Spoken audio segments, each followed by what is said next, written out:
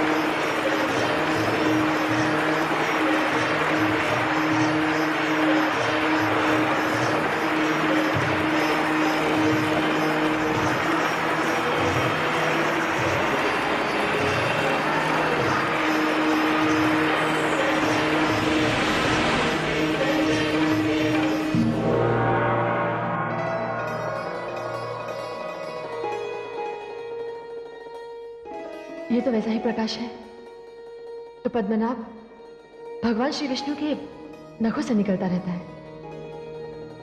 अवश्य ही नीलकंठ के चरण पड़े हैं, अन्यथा ये प्रकाश ना होता।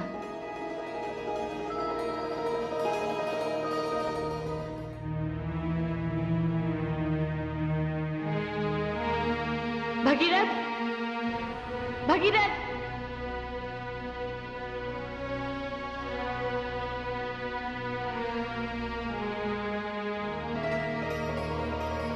इस स्थान की परिक्रमा किए बिना तो मैं यहां से जा ही नहीं सकती।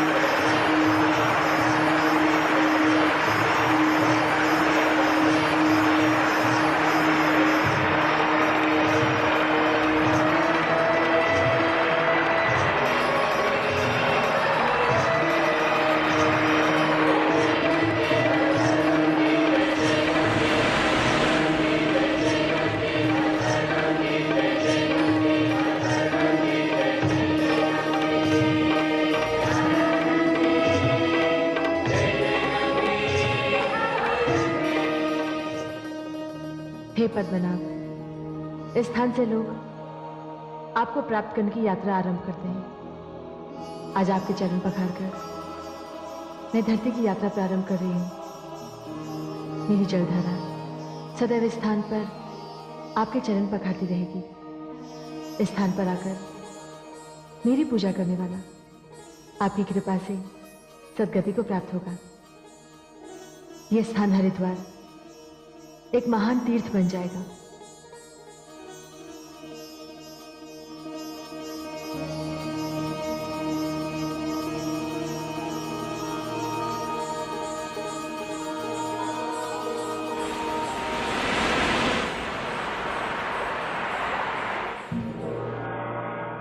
हे देवी भुवनेश्वरी, देवी गंगा तो यही मार्ग में रुक गई।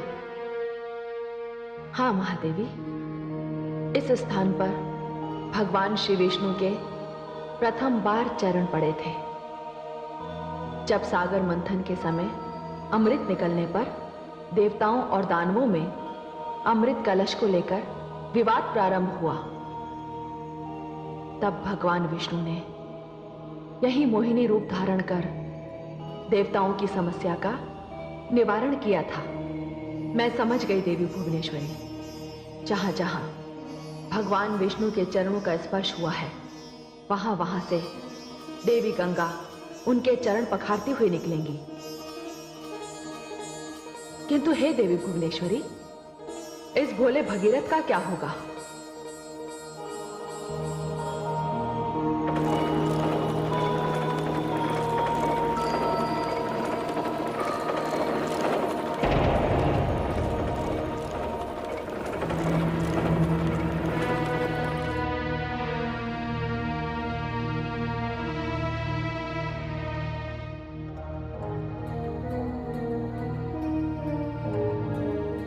माते गंगे, माते गंगे,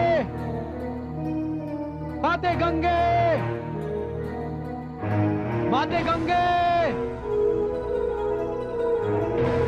माते गंगे, माते गंगे।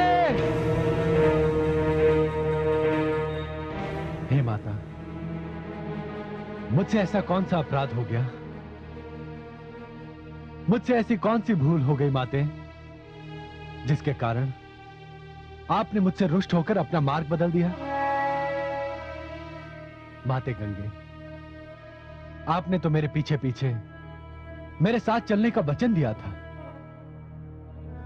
हे माता, निश्चय ही मुझसे अनजाने में कोई अपराध हुआ है। यदि ऐसा हुआ हो तो मेरा अपराध क्षमा कीजिए माते। मुझे दर्शन दीजिए, मुझे दर्शन दीजिए माते, मुझे दर्शन दीजिए।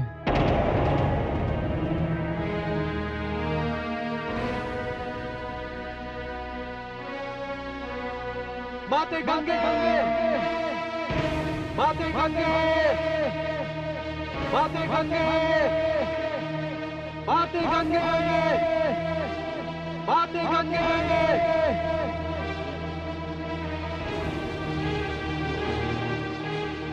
हे माते, मेरी ध्वनि का मुझ तक लौट आने से ऐसा लगता है कि जैसे आपने मेरी प्रार्थना को ठुकरा दिया।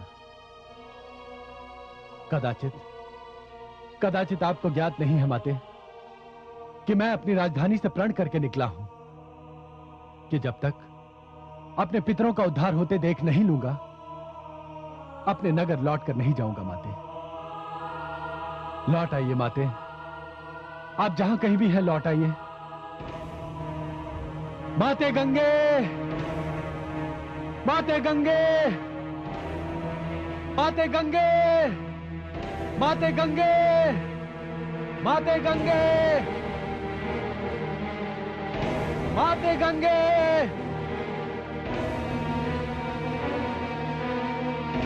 हे माता, ऐसा लगता है जैसे अब आप लौट कर नहीं आएंगी। मेरे पूर्वजों का उद्धार नहीं होगा। और माता, अब इस विषय में मैं किसी से कुछ भी नहीं कहना चाहूंगा। लगता है मेरा भाग्य भी मेरे पूर्वजों जैसा ही है। हे माता, अब तो इच्छा होती है कि मैं अपने प्राणों का अंत कर दूं। हां, मैं अपने प्राणों का अंत ही कर दूंगा।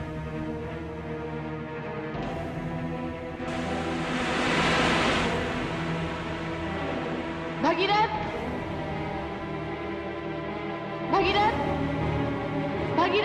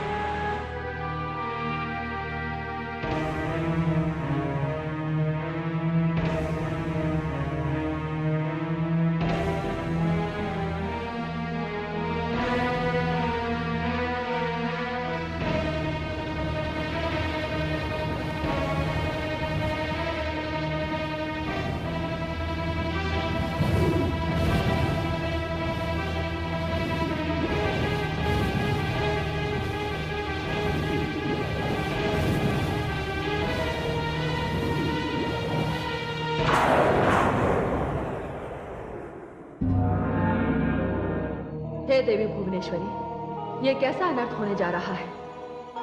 देवी गंगा को तो ये ज्ञात ही नहीं कि भगीरथ ने मन ही मन क्या निर्णय ले लिया। मैं अभी जाकर देवी गंगा को सूचित कराती हूं। यदि वे अपनी इसी मंथर गति से चलती रही तो अनर्थ हो ही जाएगा।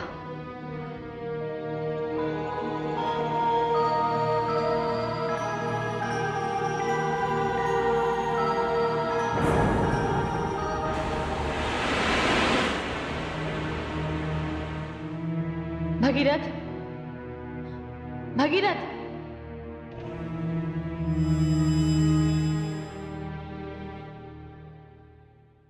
प्रणाम महादेवी। देवी गंगे, प्रणाम का शिष्टाचार छोड़िए और भगीरथ की रक्षा कीजिए। भगीरथ की रक्षा? क्या हुआ भगीरथ को? देवी गंगे अपने पूर्वजों के कल्याण के लिए वो ये समझकर आगे बढ़ रहा है कि आप उसके पीछे पीछे आ रही हैं, किंतु आपको ना पाकर वो इतना निराश हो गया कि... मैं समझ गई महादेवी। भगीरथ जानता ही नहीं कि मैं कहां हूं और मुझे ना पाकर उसका निराश होना तो स्वाभाविक है। समय कम है देवी गंगा, शीघ्र उसके पास जाओ। प्रणाम।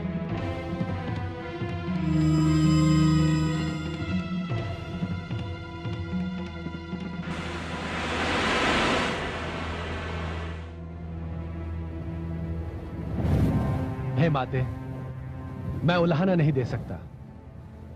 यदि आपके विषय में भगवान शिव से भी पूछने जाऊं तो भी माते, आप तो सर्वशक्तिमान हैं। किंतु माते, मैं अपनी निराशा का क्या करूं?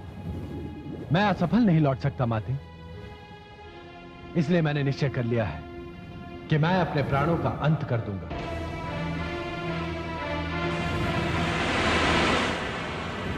भगीरथ, ये क्या कर रहे हो? माते, आप? पुत्र भगीरथ, क्या तुम्हें मेरे वचन पर विश्वास नहीं रहा?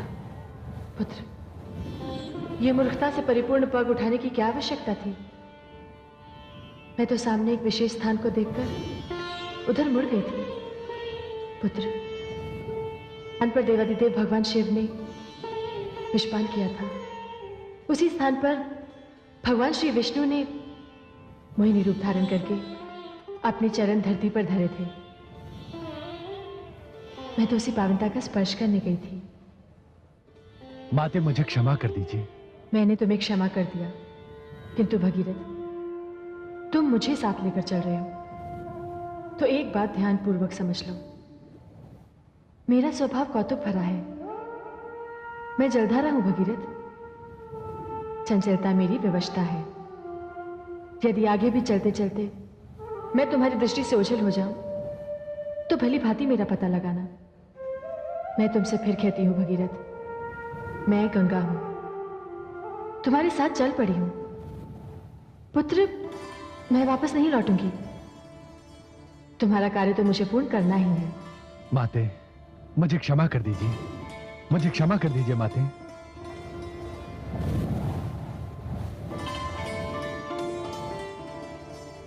चलो भगीरथ। चलिए माते।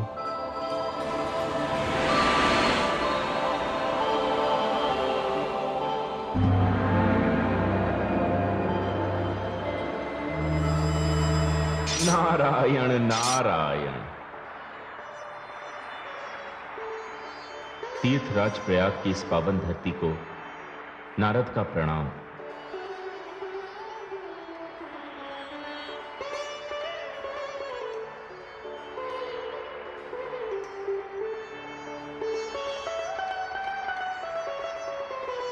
माते, माते,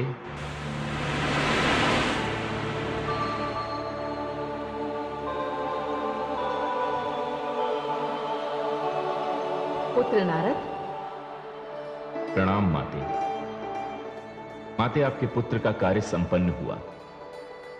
महाराज भगीरथ देवी गंगा को लेकर चल पड़े हैं। वे किसी भी क्षण यहां पहुंचेंगे और शीघ्र ही ब्रह्मलोक का सूनापन आपके आगमन से समाप्त हो जाएगा। पुत्र नारद, अपनी माता पर ही नहीं, तुमने इस पृथ्वी पर भी उपकार किया है। पुत्र, गंगा के आगमन से पृथ्वी धन्य हो जाएगी। माते, यही शुभ समाचार देने में यहां आया था। अब ब्रह्मलोक जाकर पिताश्री आदि प्रजापति ब्रह्मा जी को भी यह समाचार दे दूं। तेरा कल्याण हो पुत्र। प्रणाम माते। नारायण नारायण।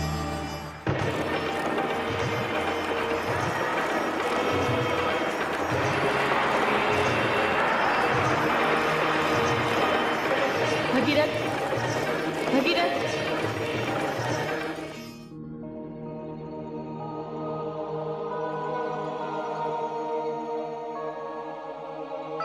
क्या बात है माते? ये हम किस स्थान पर आ गए पुत्र? हे माते, मैंने मार्ग में एक ऋषि से पूछा था। यह स्थान तीर्थों का राजा प्रयाग है। हाँ पुत्र, मुझे भी ऐसा ही प्रतीत हो रहा है। पुत्र भगीरथ, तुम्हें यहीं रुककर कुछ समय मेरी प्रतीक्षा करनी होगी। मैं महादेवी सरस्वती से मिलकर आती हूँ। महादेवी सरस्वती? हाँ, वो जो दूर जलधारा तुम्हें दिखाई दे रही है, वो देवी सरस्वती की जलधारा है। पुत्र, तुम्हें महादेवी सरस्वती का भी आभार मानना चाहिए, क्योंकि उन्हीं के कारण मैं धरती पर आई। अन्यथा मेरा तुम्हारे साथ आना संभव ना होता। पुत्र, मैं चलती हूँ।